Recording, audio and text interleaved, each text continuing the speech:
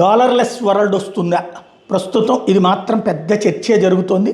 ఏదైతే మొన్న పుతిన్ మాట్లాడినటువంటి షాంఘై కోఆపరేటివ్ ఆర్గనైజేషన్ సందర్భంగా డాలర్లెస్ వైపుకి షాంఘై కోఆపరేటివ్ ఆర్గనైజేషన్లోని అనేక దేశాలు వెళ్తున్నాయి అన్నటువంటి వేళ వాస్తవంగా రష్యా ఇరాన్ల మీద ఆంక్షలు విధించినటువంటి అమెరికా వాళ్ళకి డాలర్లో చెల్లింపులు జరగకుండా స్విఫ్ట్ను కూడా ఆపేయడంతో చైనా రష్యాలు స్విఫ్ట్కి ప్రత్యామ్నాయాలు ఏర్పాటు చేసేసుకున్నాయి.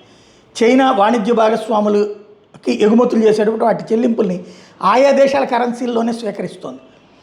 ఆయా దేశాల దిగుమతులకి యువాన్లలో చెల్లింపులు జరుగుతుంది. ఇలా సొంత కరెన్సీలతో వాణిజ్యం జరుపుకోవడానికి బ్రిక్స్ కూటమి గట్టిగా కృషి చేస్తోంది. భారతదేశం కూడా ఇప్పుడు సొంత కరెన్సీలోని చెల్లింపులకి సరేనంటోంది. ఇటీవల కాలంలో అమెరికా ప్రధానంగా తన గిట్టని దేశాల మీద డాలర్ని పెద్ద ఆయుధంగా వాడుతున్నటువంటి వేళ రష్యా, ఇరాన్, వెనిజులా దేశాల మీద ఆర్థిక ఆంక్షలు విధించిన వేళ డాలర్లు చెక్కకుండా చేసి వాటి వ్యాపారాన్ని దెబ్బతీయడంతో వాళ్ళు రివర్స్ అయ్యారు. ఆ దేశాలను ప్రపంచ వాణిజ్యం నుంచి బయట పంపడానికి చాలా చేసుకొచ్చింది. రేపు తమకి ఎట్లాంటి పరిస్థితి తలెత్తే ఎట్లాగన్నది ఇప్పుడు ఇతర దేశాల ఆందోళన. అంటే ఇక మన మీద ఆర్థిక సార్వభౌమత్వం ప్రదర్శించడానికి వద్దు అన్నది ఎవరికాళ్ళు ఆలోచిస్తుంది. ఇందులో భాగంగానే చైనా కీ రోల్ పోషిస్తోంది. వ్యాపారానికి ఇతర దేశాల కరెన్సీలు యువాన్లో చెల్లింపులు జమలను స్వీకరిస్తోంది. తన ఎగుమతుల చెల్లింపులు డాలర్లో మాత్రం కాకుండా సొంత కరెన్సీలు కూడా స్వీకరిస్తోంది. రష్యా కూడా చైనా, భారత్, కొన్ని ఆఫ్రికన్ దేశాల కరెన్సీలు రూబుళ్లలో వ్యాపారం చేస్తోంది. భారతదేశం ఏకంగా 30 దేశాలతో రూపాయి జమలు చెల్లింపులు ఖాతాలు తెరిచింది.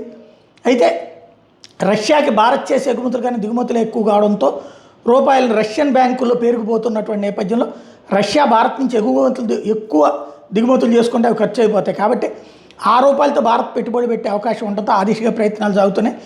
భారత్ ఇతర దేశాలతో రూపాయలు స్థానిక కరెన్సీల వ్యాపారం మొదలుపెట్టింది. సింగపూర్, దుబాయ్, నేపాల్, భూటాన్లో యూపీఐ చెల్లింపులు ఇప్పటికే ఊపందుకున్నాయి. ఒక్కసారిగా డాలర్లకు దూరం జరిగితే చమురు, ఇతర దిగుమతుల ధరలు పెరిగిపోయి సామాన్యులు ద్రవ్యోల్బణం బారిన పడతారు. అందుకే డాలర్ ఆధిపత్యాన్ని ఒకేసారి కాకుండా క్రమక్రమంగా తగ్గిస్తున్నారు.